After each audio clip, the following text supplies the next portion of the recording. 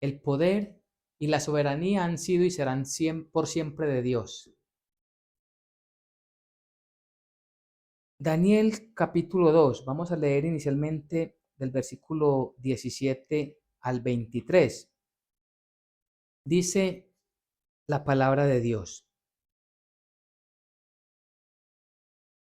Luego se fue Daniel a su casa e hizo saber lo que había a Ananías, Misael y Azarías, sus compañeros, para que pidiesen misericordia del Dios del cielo sobre este misterio, a fin de que Daniel y sus compañeros no pereciesen con los otros sabios de Babilonia.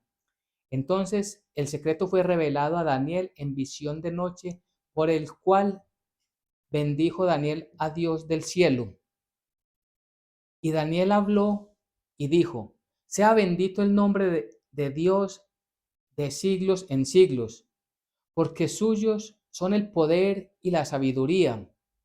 Él muda los tiempos y las edades, quita reyes y pone reyes, da la sabiduría a los sabios y la ciencia a los entendidos. Él revela lo profundo y lo escondido, conoce lo que está en tinieblas, y con él mora la luz. A ti, oh Dios de mis padres, te doy gracias y te alabo, porque me has dado sabiduría y fuerza, y ahora me has revelado lo que te pedimos, pues nos has dado a conocer el asunto del rey. Amén y amén. El poder y la soberanía han sido y serán siempre de Dios. El tema, el título que tenemos para el día de hoy. Este pasaje bíblico de Daniel, el profeta Daniel, sabemos y es importante que recordemos un poco el contexto.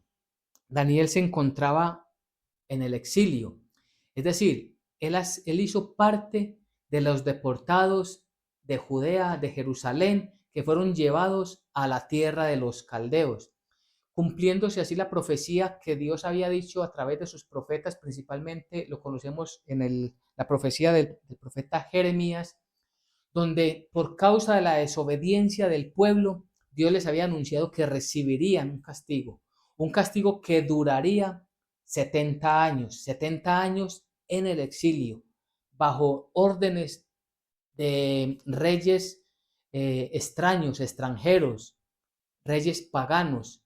Ahora ellos la iban a abandonar, o para el tiempo de Daniel ya habían sido deportados, habían sido sacados de la tierra que Dios les había prometido, y ahora estaban en países extranjeros. En ese contexto se encuentra Daniel. Daniel hizo parte de ese grupo de deportados, y pasa algo con Daniel, y es que el rey Nabucodonosor, rey de los caldeos, él, en su manera de gobernar las naciones que tomaba como esclavos, que poseía, de entre esos pueblos sacaba a las personas que ellos consideraban más sabios, que tenían algunos talentos, que eran diferentes en conocimientos, en ciencias, en lenguas de las otras naciones, para traerlas y así ampliar el conocimiento, tener el control del conocimiento que tenían las otras naciones, más la de los caldeos. Pues dentro de ese propósito, él manda que de los que habían llegado deportados de allí, que habían sido traídos de Jerusalén, se escogieran también a personas que tuvieran esos dones, esos talentos, que fueran dóciles para aprender también cosas nuevas. Y entre ellos entonces escoge a Daniel y a otros 3 de sus compañeros.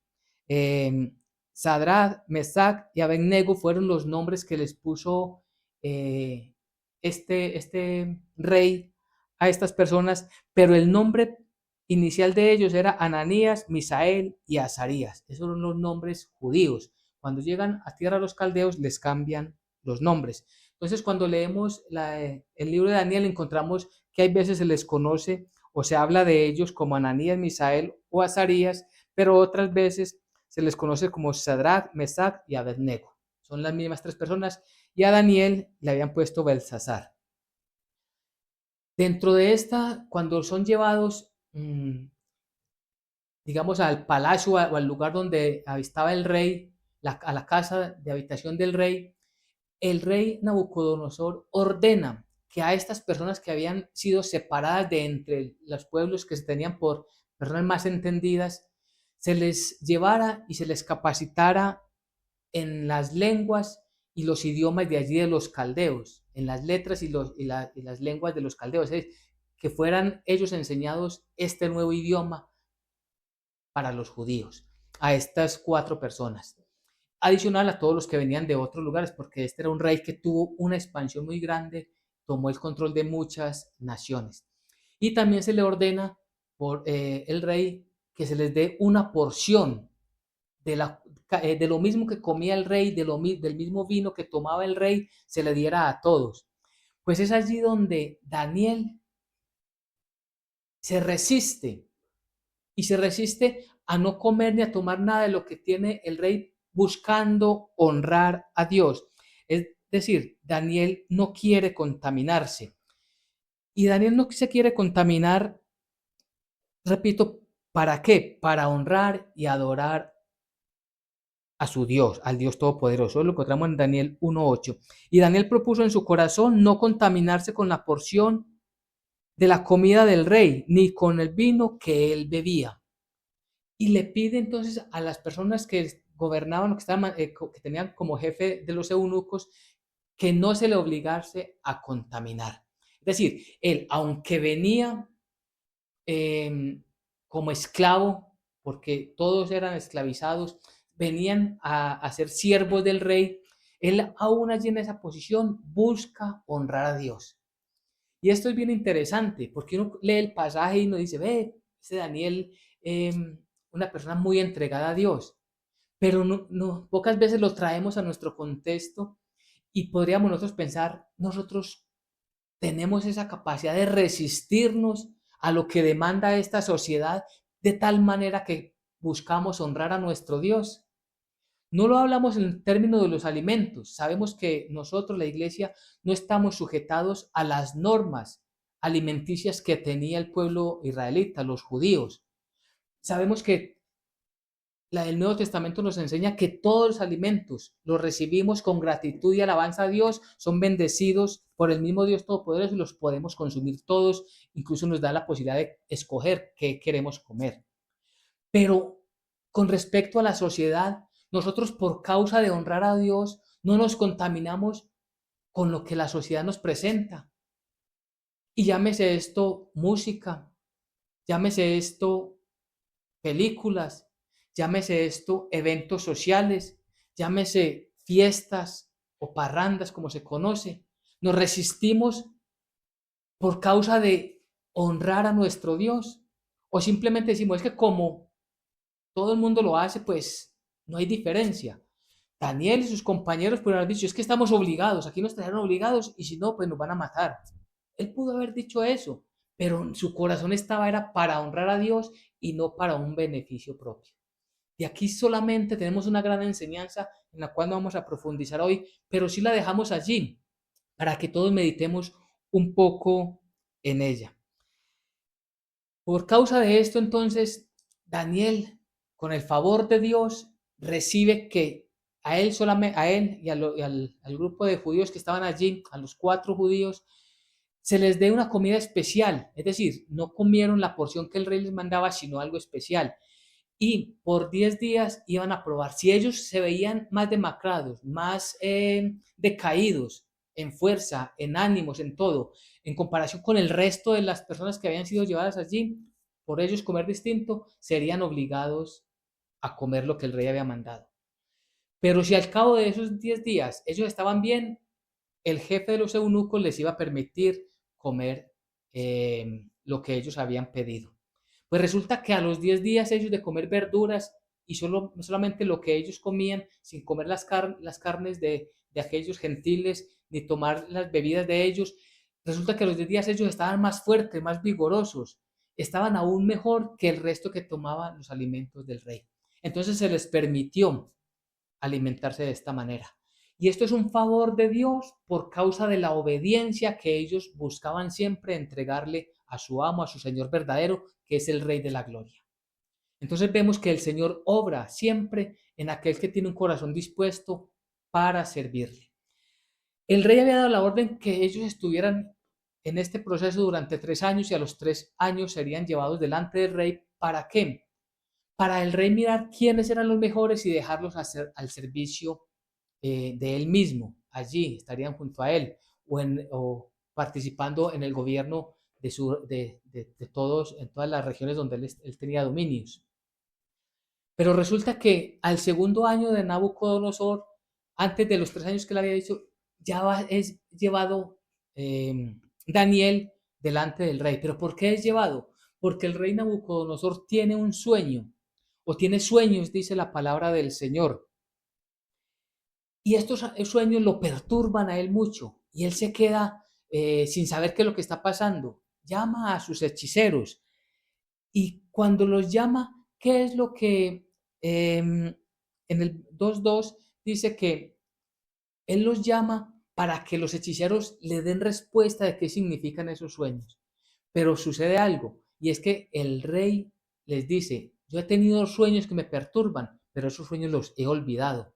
Así que ustedes, él realmente convoca delante de él a los astrólogos, encantadores, a los caldeos, que son los hechiceros, a todos aquellos videntes, para que vinieran, supuestamente ellos, los conocedores de las ciencias y de las sabidurías ocultas, ellos, porque esos son los hechiceros, sabidurías ocultas o que vienen de la oscuridad, para que respondiera a las peticiones del rey. Y ellos no pueden hacerlo, porque ellos le buscaban y 3 veces le insistieron al rey: dinos, rey, de qué fue el sueño y nosotros te daremos la interpretación. Entonces el rey se da cuenta que ellos están dilatando todo lo que hay allí, y por causa de esto, de estar ellos dilatando el tema, el rey se enoja. Dice: si ustedes no me dicen cuál fue el sueño y cuál fue la interpretación, mando a matar. La consecuencia es que van a morir todos los sabios que hay en mi reino. Y dentro de ellos estaba Daniel y sus 3 amigos. Entonces, en este contexto es que vemos por qué Daniel es llevado delante de él. Porque Daniel se da cuenta, porque dentro de este primer grupo que va delante del rey no estaba ni Daniel ni sus 3 amigos, sus tres, Ananías, Misael y Azarías. Ellos no estaban, sus compañeros no estaban allí. Pero cuando dan la orden, vienen a buscarlos a ellos. Eso lo encontramos en versículos 12 y 13. Dice: por esto el rey con ira y con gran enojo mandó que matasen a todos los sabios de Babilonia. Y se publicó el edicto de que los sabios fueran llevados a la muerte, y buscaron a Daniel y a sus compañeros para matarlos. Vienen con esa orden y Daniel dice: ¿por qué se ha dado esta orden así tan apresuradamente? ¿Qué es lo que ha pasado? Pues quien traía la orden para matarlo le explica. Y es allí donde Daniel dice que le permite hablar con el rey, que le diga al rey que le dé un tiempo y que él le va a explicar el sueño y le va a dar la interpretación. Pues resulta que esto es lo que sucede, y es allí entonces donde tenemos el pasaje que iniciamos el día de hoy. Luego de que Daniel se da cuenta de esto, se va a la casa y le comenta a Ananías, a Misael y a Azarías qué es lo que está pasando, por qué esta situación. Pero viene con la intención de ¿qué? De que todos pidiesen misericordias al Dios del cielo, que Dios les diera entendimiento y sabiduría de este misterio que estaba pasando con respecto a los sueños del rey. Y aquí hay algo en lo que, un punto bien importante en el que podemos y debemos meditar cada uno de nosotros. La posición de Daniel era ¿cuál? El contexto rápido que acabamos de decir, en que veíamos a Daniel y sus compañeros, que querían obedecer a Dios, que se estaban ellos esforzando en servir a Dios. Y un grupo de personas que están esforzados en servirle a Dios, ahora le viene la noticia que los van a matar. ¿Qué sería lo normal? Reclamarle, lo que tristemente se conoce reclamarle a Dios. Nadie puede reclamarle a Dios, Él es soberano completamente. Señor, pero si nosotros te hemos servido, si aún nosotros que fuimos traídos en esclavitud, aún así nosotros te honramos obedeciendo las leyes alimentarias que nos diste en la ley de Moisés y hemos esforzado en no contaminarnos, Señor, y ahora nos pasa esto, ¿por qué no nos proteges? Ese es el lamento natural de un hombre mundano y no de un servidor de Cristo, no de un siervo de Dios.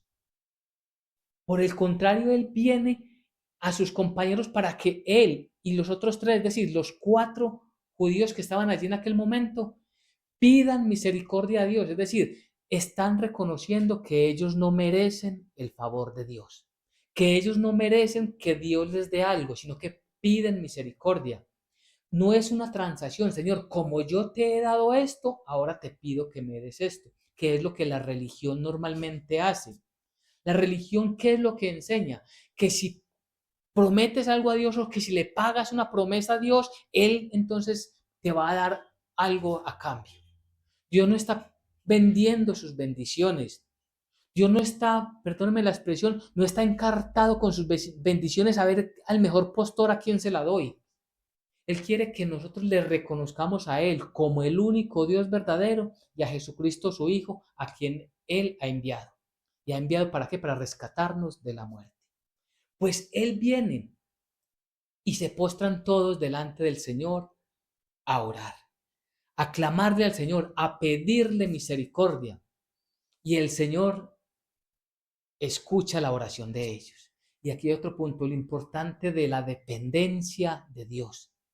Porque yo le pido a Dios de que tenga misericordia. En cualquier situación de mi vida, siempre debo pedirle a Dios su ayuda, su consejo, su dirección, su misericordia. Pero recordemos que Dios nos puede responder de 3 formas. Dios nos puede decir que sí, como en este caso, y darnos la bendición que le estamos pidiendo, darnos de aquella misericordia por la que estamos clamando. Nos la puede dar inmediatamente. Pero Dios también puede decir no.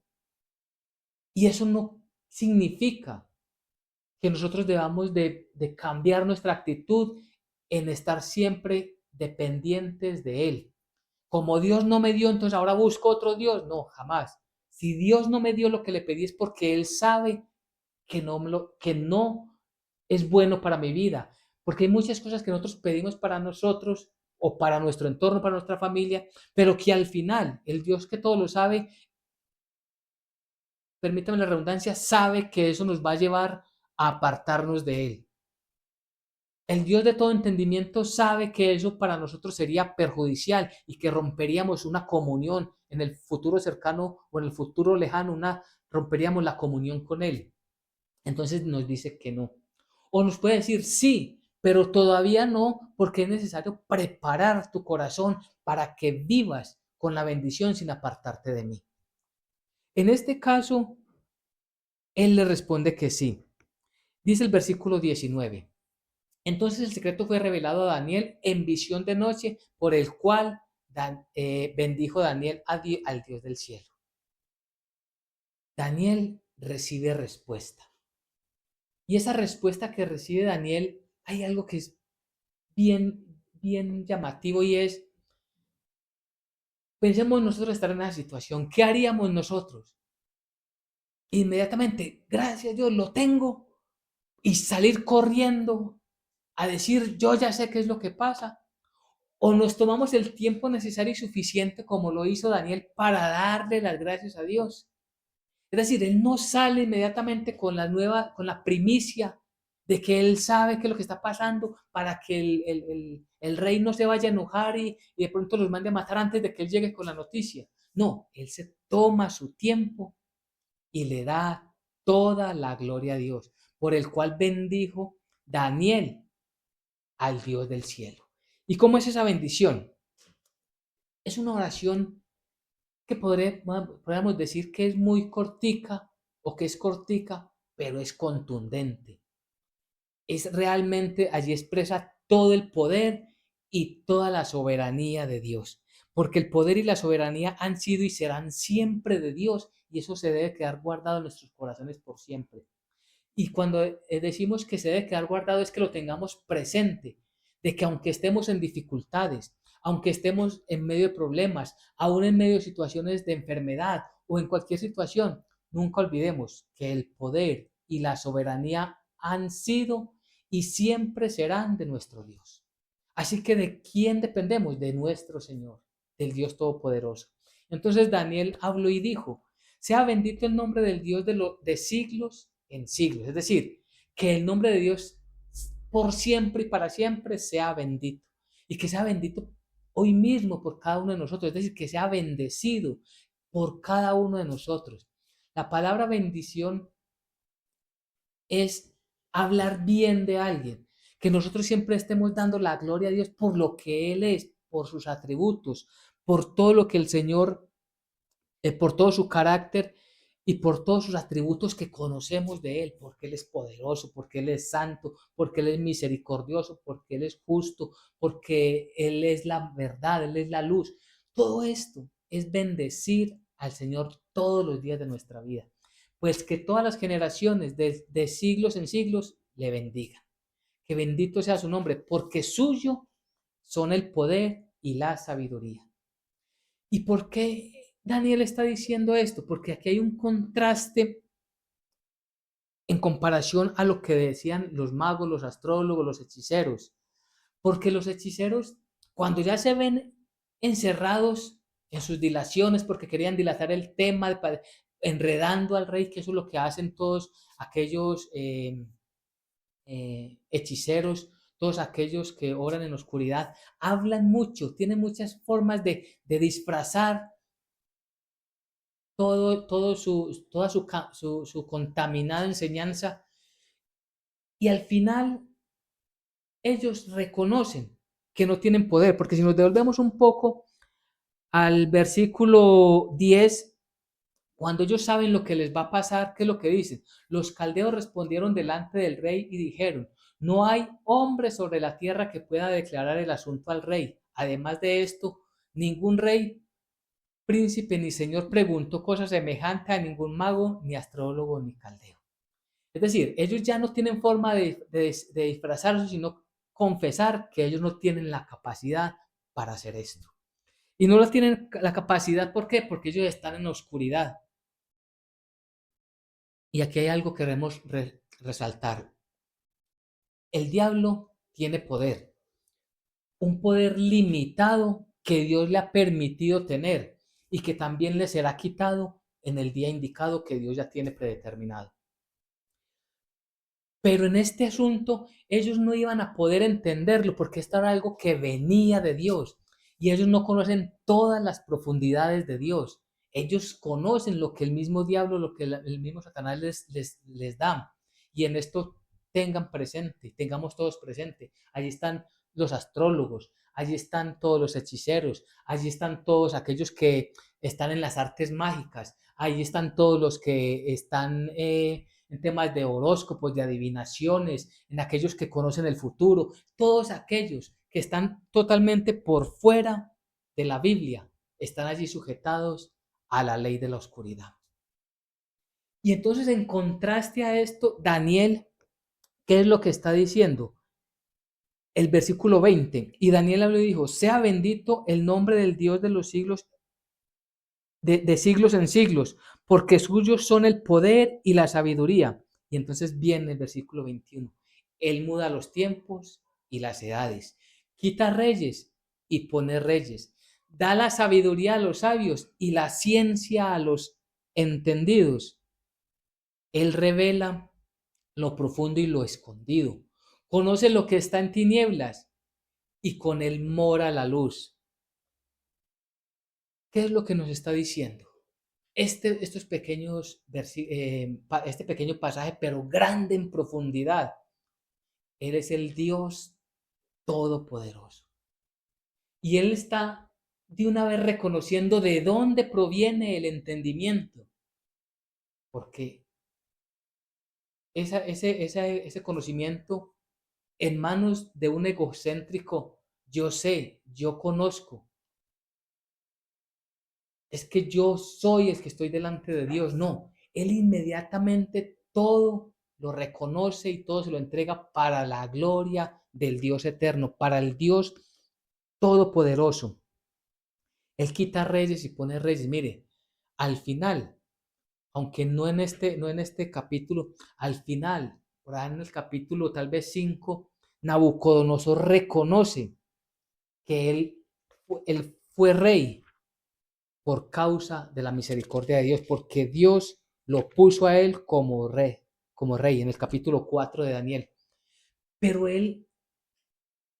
esto que nos está diciendo el profeta es para que nosotros reconozcamos que todo lo que somos, todo lo que tenemos y todo lo que hacemos proviene de nuestro Dios. Todo lo que hacemos, todo lo que tenemos y pero todo aquello que proviene de la verdad, que lo hacemos para la gloria de nuestro Dios. Porque alguien podría decir que todo lo que tiene, sabiendo que ha conseguido a causa de mentiras, de engaños, de estafas, no puede decir que eso proviene del Dios santo y verdadero. Sería un doble pecado, una doble blasfemia. Decimos es que todo lo que tenemos, hoy su gracia, hoy su palabra delante de nosotros, hoy el Espíritu que nos invite, que nos motiva a vivir en obediencia, todo eso proviene de Dios y que Él bendice nuestro trabajo. Entonces ahí sí le damos gracias también por todo lo físico y material que tenemos. Le damos gracias por nuestra familia, porque hoy la sujetamos a su voluntad. Todo esto sabemos a través de estos pequeños versículos que somos completamente dependientes de Dios y que de Él proviene todo. Que Él nos da la sabiduría, Él da la ciencia a los entendidos, Él da la sabiduría a los sabios. Mire, cuando abrimos las escrituras y comprendemos un versículo, nuestro corazón se alegra y le da la gloria a Dios. Gracias Dios, porque mis ojos se han iluminado y tú me has permitido comprender esta palabra. Porque si no sería simplemente como leer un libro secular, un libro del mundo, que nos da algún tipo de conocimiento, pero que de ahí no pasa. Pero nosotros sabemos que viene todo esto de la revelación divina que hoy ilumina nuestros corazones. Entonces, dice el versículo 23, a ti, oh Dios de mis padres, te doy gracias y te alabo, porque me has dado sabiduría y fuerza y ahora me has revelado lo que te pedimos, pues nos has dado a conocer el asunto del rey. Esto era lo que le habían pedido. ¿Y qué sucede? Ya después de que él da la gloria a Dios, de que él ora a Dios, de que él no se queda con la gloria, sino que se la entrega al que le pertenece, que es solamente y única y exclusivamente a Dios, sale y habla con Arió, que era el jefe o aquel que llevaba la orden para matarlos. Después de esto fue Daniel a Arió, al cual el rey había puesto para matar a los sabios de Babilonia, y le dijo así: no mates a los sabios de Babilonia, llévame a la presencia del rey y yo le mostraré la interpretación. Miremos lo que hace este hombre Arió, versículo 25.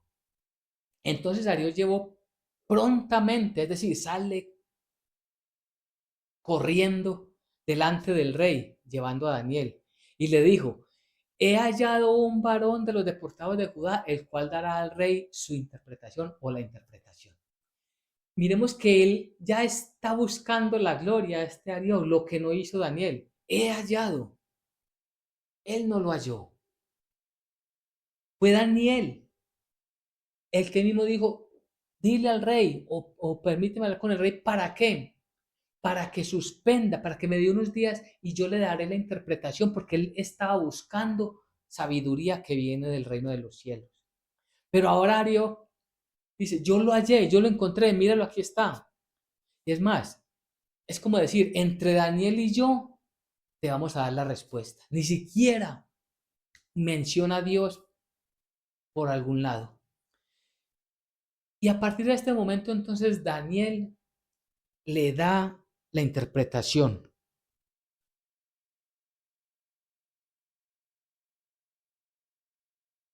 El rey le pregunta, versículo 26.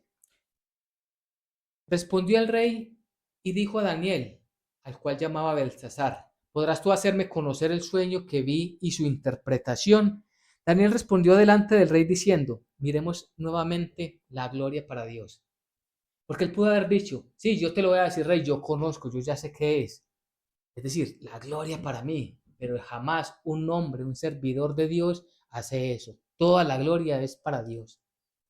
Y nuevamente aquí, quienes prestamos un servicio dentro del reino o para la gloria del reino, es decir, o en obediencia a Dios en nuestros trabajos que debemos todos hacer como miembros de la Iglesia de Jesucristo, no es lo que yo hice, a cuántas familias visité, a cuántos enfermos ayudé, a cuántos necesitados pude socorrer, a cuántos ancianos visité. Nada, absolutamente nada de eso. Eso lo hace ¿quién? El caldeo.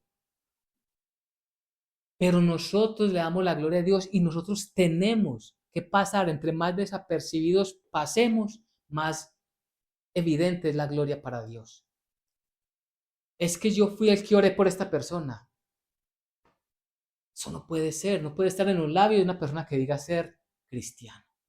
Nosotros buscamos que la gente conozca el Evangelio y que llegue delante de Dios para glorificar su santo nombre.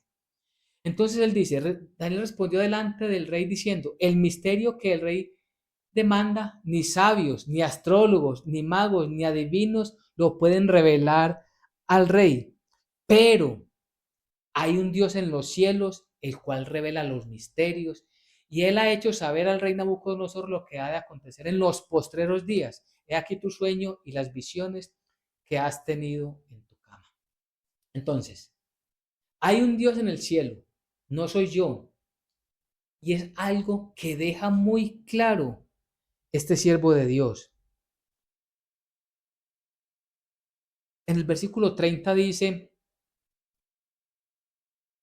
y a mí me ha sido revelado este misterio, es decir, de parte de Dios, no porque en mí haya más sabiduría que en todos los vivientes, sino para que se dé a conocer al rey la interpretación y para que entienda los pensamientos de tu corazón. Todo esto empieza porque Nabucodonosor, cuando los invito para que leamos el capítulo completo, el capítulo 2, él empieza a divagar allí en su mente, en su corazón. ¿Qué va a pasar con su reinado? ¿Qué va a pasar al final de los tiempos? ¿Qué va a suceder después de que él esté o después de que él no esté más bien? Y el Señor le da respuesta a través del sueño. Y uno aquí dice, pero ¿cómo Dios le habla a un hombre pagano? A un hombre que no le reconoce como su Dios. Y Dios le muestra lo que ha de suceder. Sí, se lo está mostrando a él y en su gracia y misericordia, pero principalmente lo está mostrando para que nosotros tengamos una clara comprensión de los acontecimientos por venir. Muchos de estos, de los que ya, le explica Daniel, ya han sucedido, pero hay otros que no han sucedido y el principal no ha sucedido y ha de suceder muy pronto. Y esto es lo que nos lleva a nosotros pensar en los sujetados que debemos de estar a la palabra de Dios. Mucha gente habla de los misterios de este tiempo, de los misterios que están sucediendo en las galaxias, con las estrellas, con la luna, con los eclipses, con la naturaleza que está totalmente descontrolada. ¿Qué es lo que va a pasar? ¿Hasta dónde vamos con esta sociedad? Pero resulta que la Biblia lo revela y una gran mayoría no lo quiere buscar. No quiere buscar las respuestas allí, no quiere buscar a Dios. Y otros, aún leyendo la Biblia, siguen más aferrados al mundo que estar sujetados a su voluntad, a la voluntad de Dios. Pues, ¿qué es lo que ve Nabucodonosor en el sueño? Eso es lo que le explica, porque hasta este momento la Biblia no nos ha contado cuál fue el sueño. Nabucodonosor dijo que había tenido un sueño, pero todavía la Biblia no nos ha dicho qué era. Pues resulta que de ahí en adelante Daniel le describe paso a paso lo que él había visto y también le da la interpretación. Y es acerca de una imagen que él ve, una imagen incluso que lo llama, versículo 31, la llama que era una imagen terrible. Tú, oh rey, veías, y aquí una gran imagen, esta imagen que era muy grande y cuya gloria era muy sublime, estaba en pie delante de ti y su aspecto era terrible, es decir, generaba pavor ver esa imagen tan grande.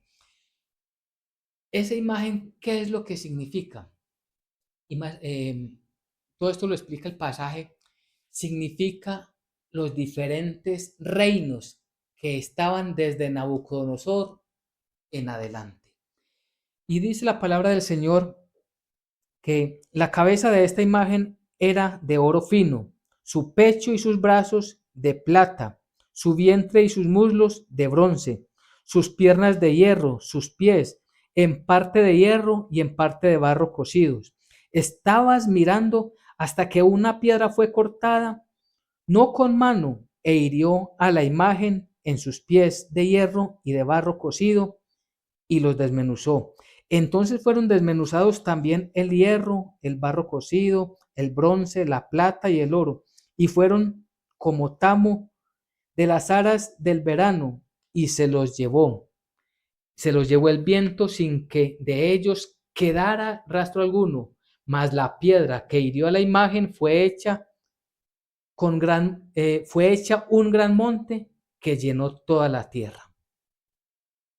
Entonces, ¿qué es lo que vemos acá? La descripción del sueño de Nabucodonosor. Repito, la imagen muestra diferentes partes de esa imagen. La parte de la cabeza de oro, la otra parte de plata, bronce, hierro y barro. Vemos en términos de valor de un mayor importancia o valor hasta el menor, que es el barro. Y todo esto discrimina que son diferentes reinos, porque el pasaje mismo lo dice.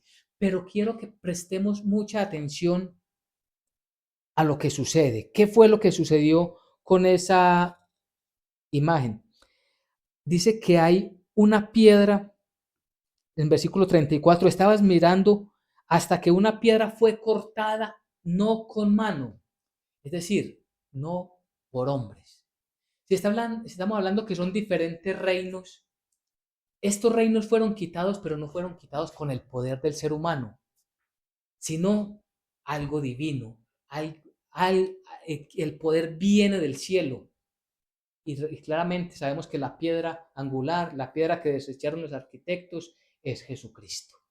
Entonces aquí nos está hablando escatológicamente. Escatología quiere decir el estudio de los acontecimientos futuros, de lo que ha de venir, porque todos estos reinos de la tierra serán cortados, serán quitados por uno que tiene todo el poder. ¿Y por qué es tan importante cuando dice que no con mano? Es decir, ¿qué buscan los hombres? ¿Qué busca la sociedad en general? Busca que venga un gobernante de entre los hombres y que haga justicia y que ponga la paz. Incluso ese va a ser el argumento del anticristo para gobernar por 3 años y medio, conforme al Apocalipsis 6. Ese va a ser el argumento de imponer una falsa paz. ¿Para qué? Para él autoproclamarse Dios. Pero resulta que la Biblia nos está diciendo que no es con mano de hombre, que no es por un hombre. Es decir, que nuestra esperanza no esté puesta en los gobernantes, que nuestra esperanza no esté puesta en un partido político de uno o de otro lado, que nuestra esperanza no esté mirando en cómo vamos entre nosotros mismos a solucionar esto, sino que busquemos la dependencia del Dios Todopoderoso. Eso es lo que está mostrando, porque al final de los tiempos, esa piedra se refiere lógicamente al Mesías. Y cuando dice que no es con mano, se refiere entonces, repito, a este ser divino que vendrá a gobernar. Cuando habla del monte, porque dice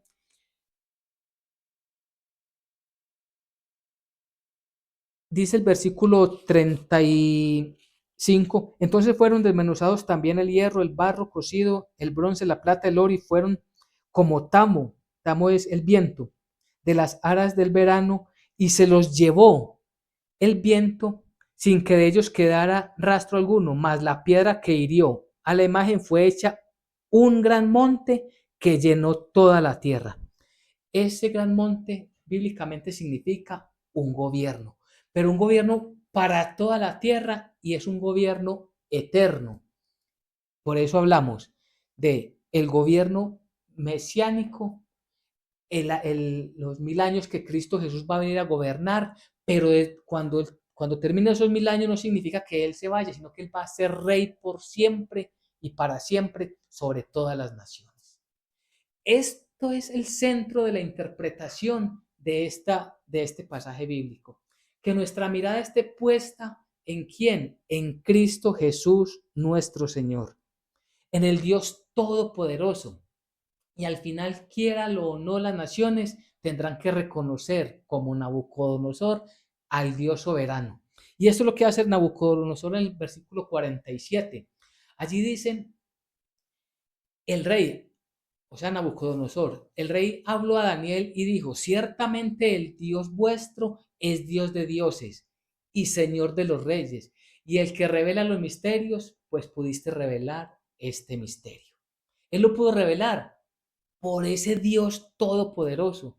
El Dios vuestro, es decir, todavía Nabucodonosor lo está reconociendo como su propio Dios, sino su Dios. Y esto es lo que hacen muchas personas. Miren, usted le puede orar allí a su Dios para que me ayude en esto. No dice orémosle a nuestro Dios, sino ore ustedes allá. Allá que ustedes que oran tanto, ustedes que leen tanto la Biblia, ustedes, pero no quieren comprometerse en conocer más a ese Dios del cual están pidiendo un favor. Pues nosotros, para que vamos concluyendo, es muy importante que reconozcamos al Dios Todopoderoso. Por eso vemos ahí, cuando leemos la Biblia, Dios de dioses, Dios, el Dios verdadero con D mayúscula y dioses con D minúscula, refiriéndose a dioses paganos, dioses falsos. Y esto nos invita a creer en el Rey de Reyes y Señor de Señores. ¿Quién es? Cristo Jesús, el mismo Dios con nosotros. Entonces, ¿qué es lo que vemos acá? Lo que no pudieron los astrólogos, lo que no pudieron los caldeos, los que no pudieron los adivinos, no lo iban a poder jamás. Solamente Dios lo conocía y se lo quiso revelar no porque Daniel fuera más que los otros, sino por la gracia y la misericordia de Dios, porque él quiso someterse y sujetarse a la voluntad de Dios, recibió la revelación. Y allí nosotros podemos tener una aplicación para nuestras vidas. ¿Queremos entender la palabra?